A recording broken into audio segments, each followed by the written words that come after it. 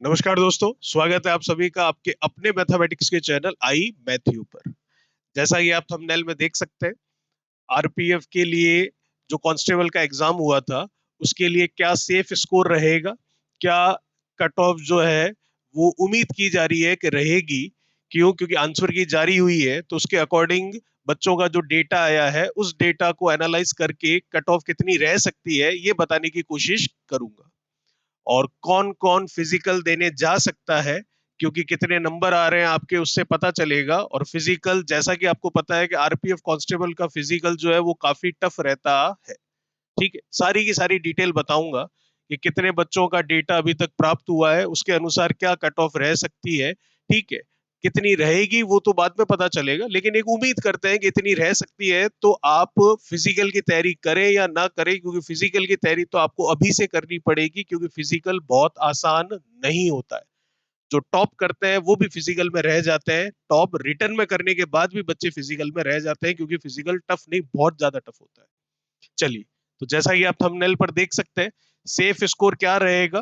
ठीक है, RPF constable की बात कर रहे हैं। एक्सपेक्टेड कट ऑफ क्या रह सकती है उसका थोड़ा सा एनालाइज करके बताएंगे आपको। और कौन कौन दे पाएगा फिजिकल, तो फिजिकल की तैयारी किसको अभी से शुरू कर देनी चाहिए, वो सारी की सारी बातें हम करेंगे। कैटेगरी वाइज बताऊंगा आपको सब कुछ। ठीक है, पूरा वीडियो देखिएगा लास्ट तक। सब कुछ आपके मन में जितने भी सवाल है उन सारे सवालों का जवाब आपको जरूर मिल जाएगा। एक एक बात आपको आराम से और बहुत ही गहराई के साथ बताई जाएगी। पूरा वीडियो देखिएगा लास्ट तक। देखिए भाई, सबसे पहले कुछ बातें कर लेते हैं, फिर इसके बारे में बात करेंगे। ये क्या है इसके बारे में भी चर्चा करेंगे। देखिएगा, पहली बात ये कि एग्जाम जो है ये आरपीएफ कांस्टेबल का, ये कब शुरू हुए थे हमारे। ये एग्जाम शुरू हुए थे आपके 2 मार्च से 18 मार्च तक चले थे, जैसा कि आपको पता है। काफी लंबे चले थे, क्योंकि फॉर्म जो है काफी ज्यादा आए थे, तो एक एक शिफ्ट दो दो शिफ्ट में करवाए, तो इतने दिनों तक ये सारे के सारे एग्जाम चले थे। पहली बात ये। आंसर की कब आई है, 24 मार्च को आंसर की आ चुकी है इसकी, इसीलिए तो अब हम ये बता सकते हैं कि एक्सपेक्टेड कट ऑफ क्या रहेगी, क्योंकि जितने भी बच्चे हैं उनके जितने भी डेटाज है, जो जो उन्होंने फीडबैक दिया है, उस फीडबैक के अकॉर्डिंग हम ये डिसाइड कर पा रहे हैं कि क्या कट ऑफ रह सकती है। तो पहली बात तो एग्जाम आपको पता है 2 से 18 मार्च तक हुआ। 24 मार्च को जो है इसकी आंसर की जारी हुई। अब सीधा एक ही सवाल आता है मन में कि इसका रिजल्ट कब तक आ जाएगा सर। अभी भैया आंसर की आई है, ठीक है, रिजल्ट आने में अभी समय लगेगा, क्योंकि काफी बच्चों ने एग्जाम दिया है। इस वजह से जो हमारा आरपीएफ एसआई की जब आपकी आंसर की आई थी और उसका रिजल्ट जब आया था उसमें भी समय लगा था, तो इसमें तो और भी ज्यादा समय लगेगा। क्यों? क्योंकि उसका रीजन यही है कि यहाँ पर जो बच्चे हैं एग्जाम देने वाले काफी ज्यादा थे, खूब बहुत ज्यादा संख्या में कैंडिडेट्स थे। ठीक है, तो समय लगेगा। आप मानकर चलिए रिजल्ट में मेरे हिसाब से 1.5 से 2 महीने भी लगने चाहिए। चलिए, जैसा कि आपको पता है अब आंसर की आई है। ठीक है, अगर आपको कोई ऑब्जेक्शन है तो आप ऑब्जेक्शन डालिए, इसीलिए आंसर की आपके लिए अपलोड करी गई है कि जो भी आपको आपत्तियां हो, जो भी आपको ऑब्जेक्शन हो, सारे के सारे आप दे सकते हैं। लेकिन फ्री में नहीं है, 50 रुपए आपके एक क्वेश्चन के लगेंगे। चार्ज करना भी जरूरी है, क्योंकि अगर हम चार्ज नहीं करेंगे, हम मतलब जो रेलवे वाले हैं वो अगर चार्ज नहीं करेंगे तो बच्चा जो है हर एक क्वेश्चन को ऑब्जेक्शन के तौर पर डाल देगा। तो थोड़ा सा पैसा लेना भी जरूरी है। 50 रुपए से उनका कुछ नहीं होना है, लेकिन एक कुछ ना कुछ आपका अमाउंट रखना पड़ता है, नहीं तो बच्चा जो है हर एक क्वेश्चन में आपका ऑब्जेक्शन कर देगा। उसको लगेगा मेरे ये आ रहा है लेकिन वहां वो बताया जा रहा है, तो ऐसे ही डाल देगा। 50 रुपए एक क्वेश्चन के लगेंगे अगर आप ऑब्जेक्शन करते हैं तो। ठीक है, उसके साथ आपको प्रूफ देना पड़ता है कि आप किस बेसिस पर ये कह रहे हैं। ठीक है, और फिर जितने ज्यादा ऑब्जेक्शन आते हैं किसी क्वेश्चन के लिए, तो पहले उस क्वेश्चन को एनालाइज किया जाता है। ऐसा नहीं है कि सबसे ज्यादा ऑब्जेक्शन अगर किसी सवाल के लिए आ गए हैं तो जो आप कह रहे हैं वो सच मान लेंगे। उसको पहले चेक करेंगे, अगर बात सही होगी तो वो ऑब्जेक्शन आपका एक्सेप्टेबल होगा। ठीक, नहीं नहीं तो फिर नहीं होगा। जो आरपीएफ कांस्टेबल की आंसर की जारी हुई है उसी को सही माना जाएगा, आरआरबी उसी को सही मानेगी। ठीक है, लेकिन ये होता है कि जितने ज्यादा ऑब्जेक्शन एक ही सवाल के लिए आते हैं तो पहले उसको प्रायोरिटी दी जाती है। चलिए, जैसा कि आपको पता है टोटल क्वेश्चन कितने थे? 120 सवाल थे टोटल। ठीक है, चलिए। हाँ, वैकेंसी कितनी थी टोटल?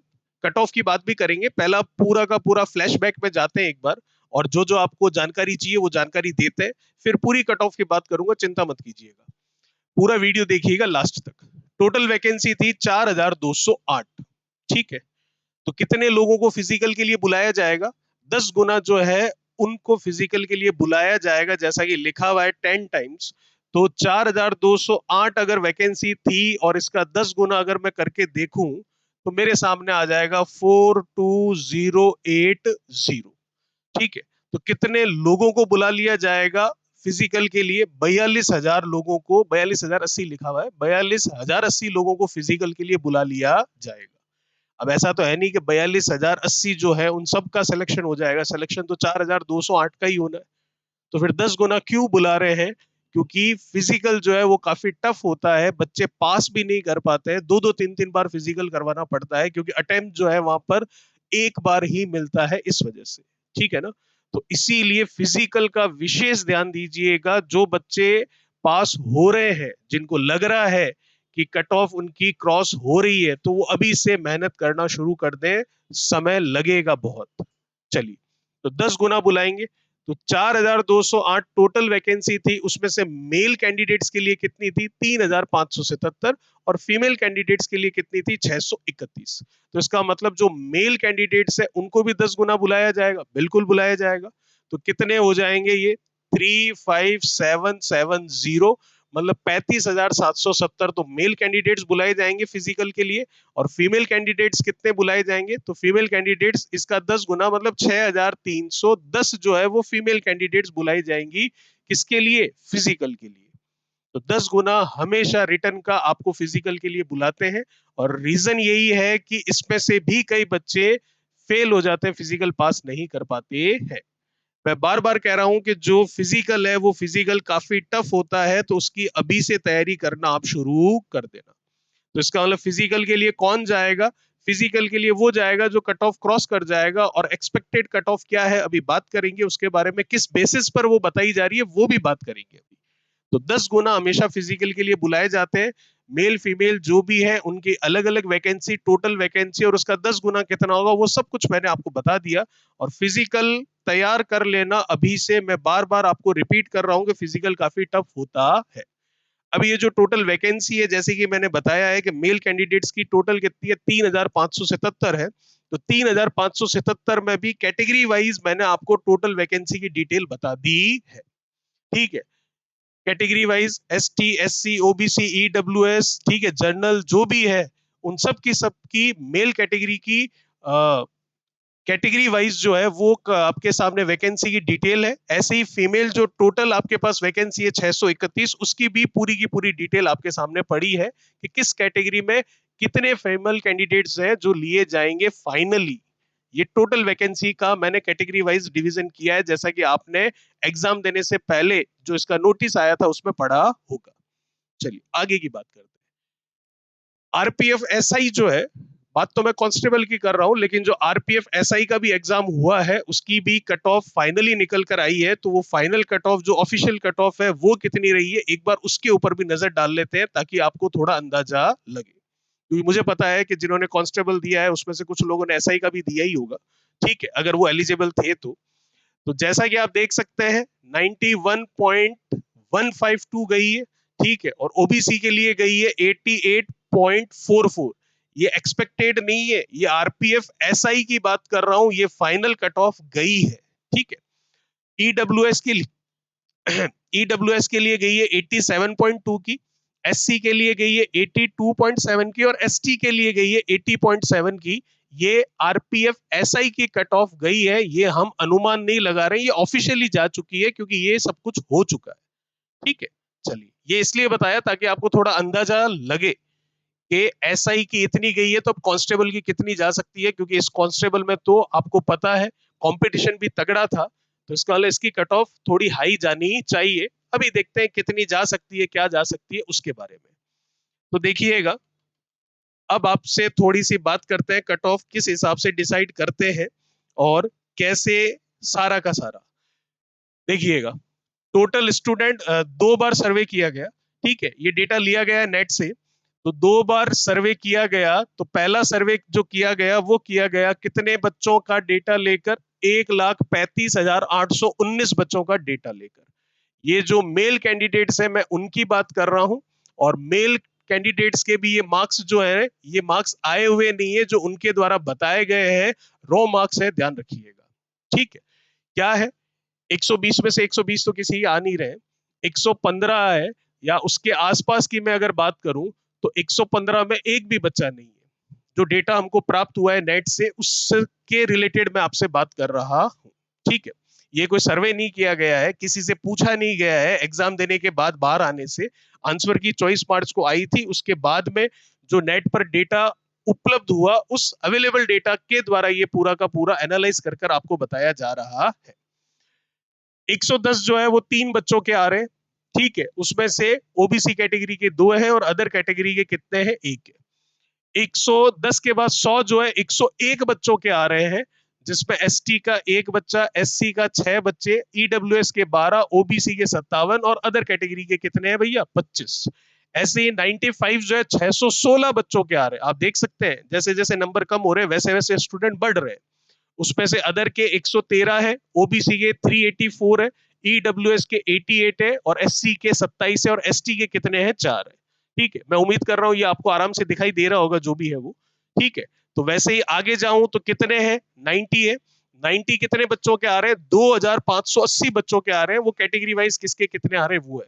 ऐसे आगे जा रहा हूं तो बच्चों की संख्या है जो बढ़ रही है, बिल्कुल बढ़ रही है, नंबर धीरे धीरे कम हो रहे हैं इस वजह से। तो अगर ऐसा हम देखें तो जो ऑन एवरेज हम मानते हैं कि वैकेंसी थी हमारे पास, कितनी वैकेंसी थी, अभी अभी मैंने बताया आपको 4000 समथिंग थी। ठीक है, तो 4000 समथिंग जो भी वैकेंसी थी, उस वैकेंसी के अकॉर्डिंग अगर हम देखें तो 10 गुना लिए जाएंगे, तो 40-42 हजार अगर लिए जाएंगे तो 40-42 हजार तो आपके यहीं पर पूरे हो रहे हैं 70 से 65 के बीच में ही। तो इसका मतलब क्या कट ऑफ ये जाएगी, नहीं, ये तो आपके टोटल स्टूडेंट है, फिर इसमें कैटेगरी वाइज जो डिवीजन हो रहा है उसके बारे में भी बात अभी हम करेंगे। तो ये केवल और केवल मेल कैंडिडेट्स की बात हो रही है, और ये सर्वे जब तक 1,35,819 बच्चों का डेटा आया था तब तक का है।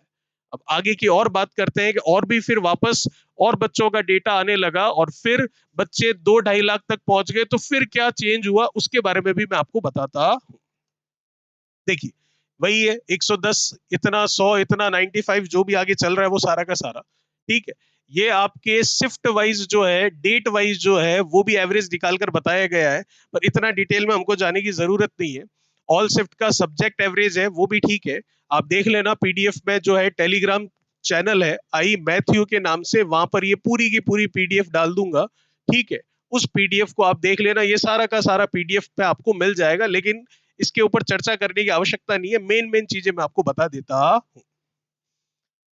देखिएगा, टॉप रैंकर्स की बात करूं, ये फाइनल रिजल्ट नहीं है, रॉ मार्क्स जो है वो है। तो टॉप रैंकर की अगर मैं बात करूं तो सबसे फर्स्ट पोजीशन पर आ रहे हैं अमरिंद्र जो है वो, और उनके मार्क्स आ रहे हैं 112 पॉइंट कितने, 68। ध्यान रखिएगा, रिजल्ट नहीं है, रॉ मार्क्स जो है नेट पर जो डेटा अवेलेबल था उसके अकॉर्डिंग मैं आपसे डिस्कशन कर रहा हूं।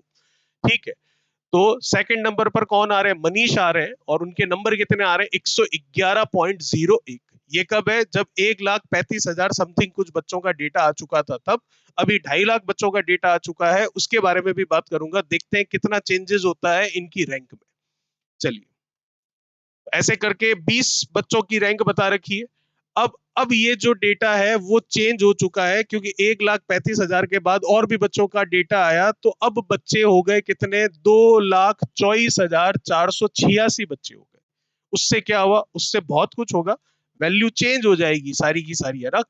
ये जितनी भी आपकी कट ऑफ है, जितने भी मार्क्स आ रहे हैं, बच्चों की जो रैंक है, अमरिंद्र जो फर्स्ट पोजीशन पे थे वो कहां पहुंच जाएंगे, वो धीरे धीरे भी आपके सामने आ जाएगा। तो जब 2,24,486 बच्चों का डेटा आया, तो 115 नंबर लाने वाले कितने हो गए, 115 या उसके आसपास लाने वाले कितने, 2 बच्चे हो गए, एक ओबीसी का और एक अदर कैटेगरी का। 110 नंबर लाने वाले 5 बच्चे हो गए, 2 अदर कैटेगरी के, 3 ओबीसी के।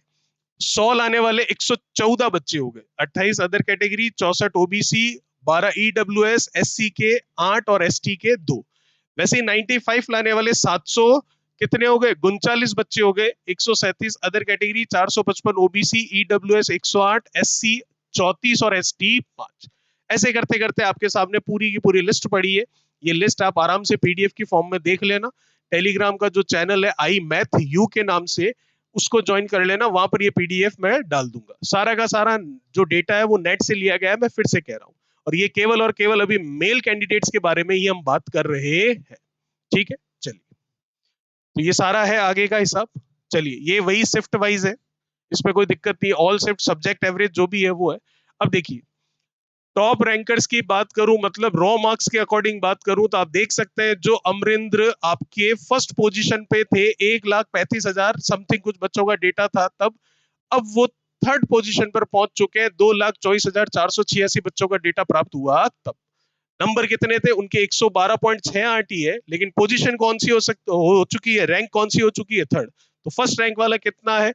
अमन है, जो ला रहे हैं फर्स्ट रैंक पर होकर 117.34। ठीक है, बाकी रैंक आगे दे रखी है आपके सामने, सब कुछ डिटेल में है, आप आराम से देख लेना, उसकी कोई दिक्कत वाली बात नहीं है। चलिए, तो ये मैंने आपको बताया एक बार कि क्या फर्क पड़ा रैंक में, वो सारा का सारा। ठीक है, और बच्चे जो है वो 2,24,486 है, उनके बारे में था। तो ये मेल कैंडिडेट्स जो है केवल और केवल उनके बारे में बात हुई है। फीमेल कैंडिडेट्स के लिए भी बात करेंगे, क्या कट ऑफ रह सकती है फीमेल और मेल दोनों की, वो भी मैं अभी आपसे डिस्कस करने वाला हूँ। तो जितना भी डेटा मिला है उस सारे डेटा को देखते हुए अगर बात करें कि क्या कट ऑफ रह सकती है मेल और फीमेल कैंडिडेट्स के लिए, तो फीमेल कैंडिडेट्स की जो है वो कट ऑफ रहेगी कम, और फीमेल कैंडिडेट्स की जो कट ऑफ रहेगी उसके आसपास ही जो है वो फिजिकल के लिए जाएंगे, और फिजिकल में भी ज्यादा कट ऑफ पर फर्क पड़ेगा नहीं।